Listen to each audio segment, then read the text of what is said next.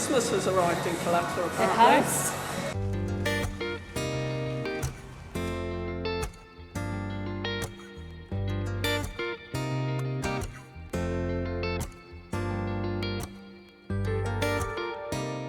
We've come down to the beach because it's one of the few ways that we can vlog without a mask on, which is quite important for us because it's difficult enough at the best of times, this vlogging business, but doing it with a mask on does kind of break the connection a little bit with you guys watching this. So and it can be a bit muffled as well. It can be a bit muffled as well. So we have had the odd comment in the past saying that we don't wear masks. We absolutely do. We have no choice, like everybody else here, but when we're vlogging, we're trying to find creative ways to work within the rules to make sure that we can actually sit down and talk properly. So that's what we're doing. People are hearing about the need to have a test when they come here, the traffic light system within the EU. I'm just going to try and make this as simple as possible. The EU traffic light system is something that they're only just putting into place. The UK are not signed up to that. They didn't take part in that meeting. The UK have always had their own separate criteria, and at the moment that's 20 cases per 100,000 over the previous 7 days, as well as looking at the number of positive tests that have been carried out. So at the moment there's no need to have a test here. Separate to that, the Canary Islands were talking about themselves introducing tests on arrival. They've been talking about it for ages. Yeah, I think back in one of our earlier videos in July we touched on this, and we said that this was going to be very unlikely because of EU freedom of movement rules and obviously testing some people and not others.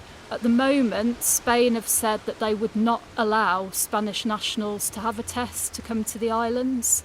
So you can't discriminate between people. Either everybody has to be tested or nobody is tested.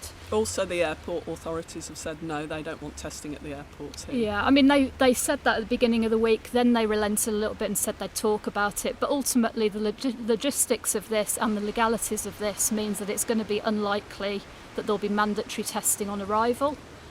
What could happen, and what they're talking about this week, is having the possibility of some hotels testing tourists on arrival. The Canary Islands brought up a supply of saliva tests from Germany a few months ago that are sat there doing nothing. So chances are that hotels may introduce a saliva test when people are checking in. Obviously, the thing with that is not everybody stays in a hotel. So this isn't really to make sure that everybody's tested. It's probably just playing a little bit of lip service to people so that I think so. They're seen to be doing something. There's lots of political manoeuvring going on, isn't there, all over the world, including the UK, and here's no different. So I'm a politician, look at me, I'm doing something to try and control this thing that's not really controllable.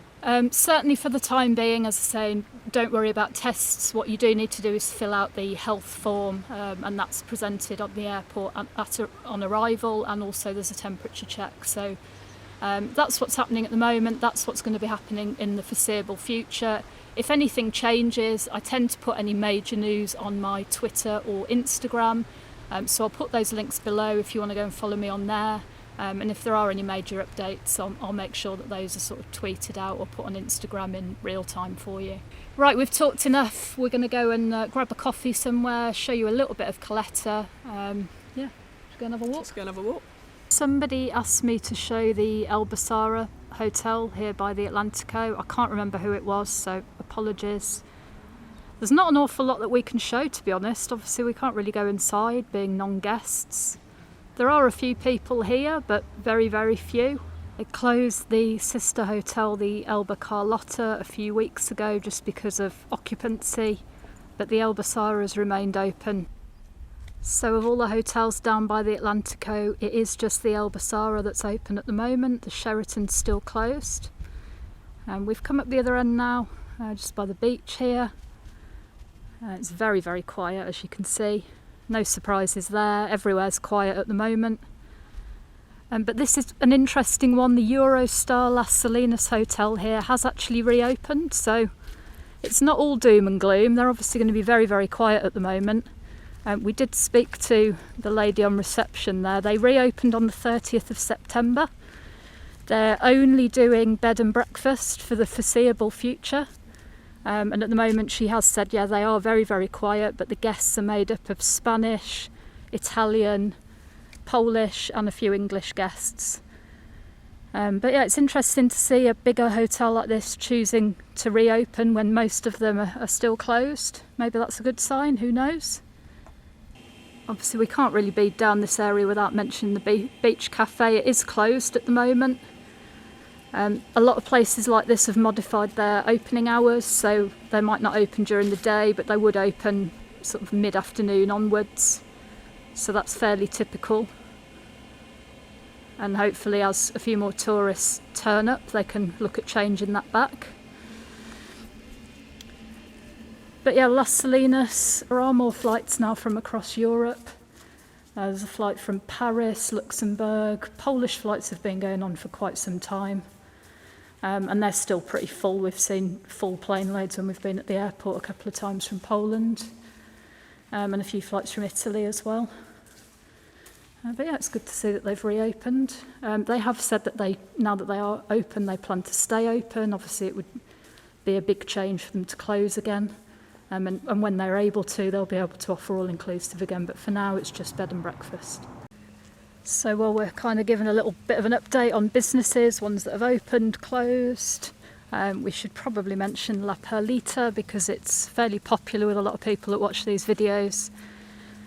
It's down by the beach. It had reopened. We'd shown it a couple of times on previous videos, but they have temporarily closed again. I don't know how long for or when they plan to reopen, but it is very much closed at the moment. Yeah, I mean, it's not a surprise really, given the current situation. The main Barceló hotel is still closed, and although the Castillo Beach one is open, they've got very low occupancy there at the moment, so I guess there just isn't the business to warrant them remaining open for the time being. Yeah, so the occupancy that they do have at Castillo Beach is all over this side that backs onto the harbour. This area of the beach is very, very quiet. I mean, it tends to be not the nicer side of the beach anyway in terms of the quality of the sand. Most people tend to go down by the Atlantico. But yeah, this side has been pretty much mothballed. See if we can briefly show you. This is really as far as I can get on the path.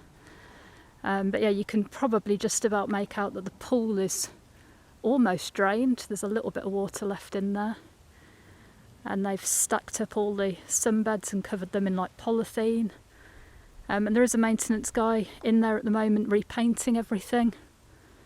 They are maintaining the gardens as well, but yeah, essentially no sign of life here. And obviously until demand picks up, there's no need for them to open this side, so it does make sense.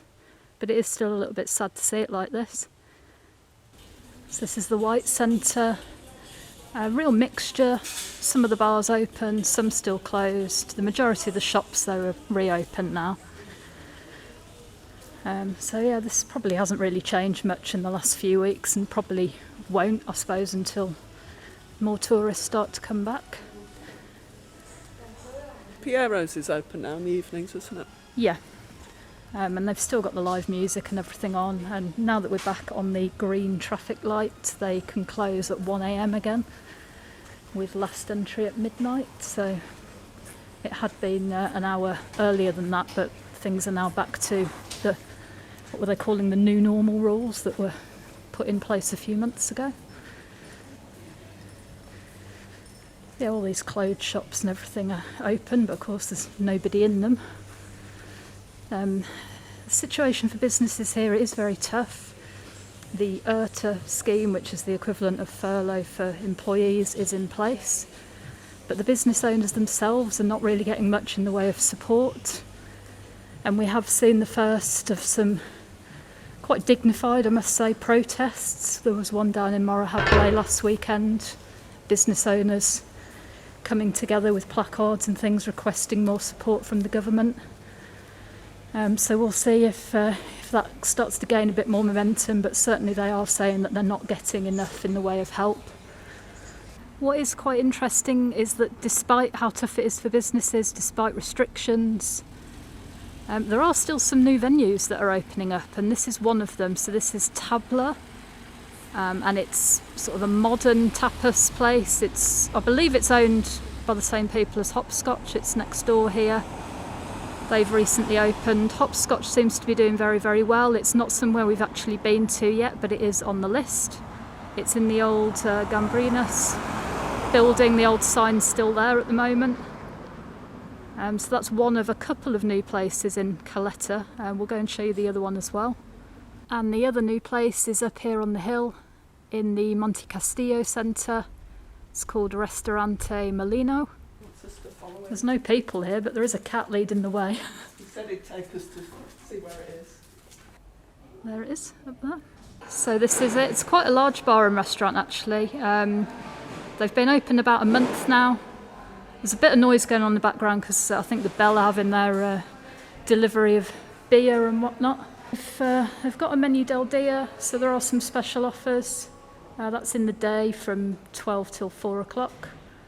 So that's a pretty good deal. And then the main menu over here, so there's a whole range of different stuff that they do. Bit of Spanish, bit of English, something to suit everybody. No, it's pretty much only just past their opening time, but yeah, it's absolutely dead in here at the moment. I think it's probably fair to say this Monte Castillo Centre is not really a place that a lot of people come in the daytime. I think the Sunrise Terrace is a popular breakfast spot, having said that, but otherwise it's the sort of place that you'll see people enjoying a drink and some food in the evening. So yeah, they're going to be struggling at the moment, but as and when more people come back, hopefully it'll be a bit busier again in here. So I'm fully aware by showing a few new business in Caleta, it's obviously, it is highlighting it's not all doom and gloom. It's also slightly contradictory in what we're saying about how tough it is for the businesses, but I think in reality what must be happening is that these new places must be getting very favourable terms on leases in order to open up, because I can't imagine why they'd possibly do it otherwise. But this is the final new place. This is called Glam.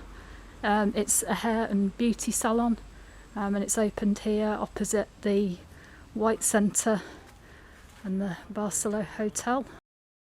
So we're on the main street now in Caleta de Fuste. We should probably mention Cool Runnings. They have been at the White Centre for years, but they're relocating premises onto the main high street here, which is probably a good move for them, I would have thought, because it's going to be a bit more prominent. They're very, very popular, very unique tourist attraction, very high up on TripAdvisor. They do the trikes. Yeah, the trike tour, if you don't know. They're called Cool Runnings, and they're getting their signage and everything ready just here at the moment by the looks of it. There's only one other real update in terms of businesses in Caleta, and that's here on the end here, Dolce de Leche. The little cafe has closed down for good. They do have another location though just around the corner, so kind of makes sense, this one. But I know it is fairly popular with locals and tourists, so I thought we'd mention it. Much finishes our little walk around Caleta and a little update from here. It's been a little while, a few weeks since we've done a video from the island, because we've been off gallivanting, haven't we? Yeah, it's been a while as well since we've had a little walk around Caleta, so yeah, it is very quiet. If you missed the last video, we were in Barcelona. Obviously things in Spain are changing all the time, so a few days after we came back they temporarily closed bars and restaurants there. There is talk of a few other things happening on the mainland in terms of restrictions, the main one being possibility of an evening curfew, but from what we've heard so far, the Canaries are likely to be excluded from that based on how well things are going here. So yeah, and the president here has said he's actively going to request that we get left out of anything like that, because the numbers here just don't warrant it.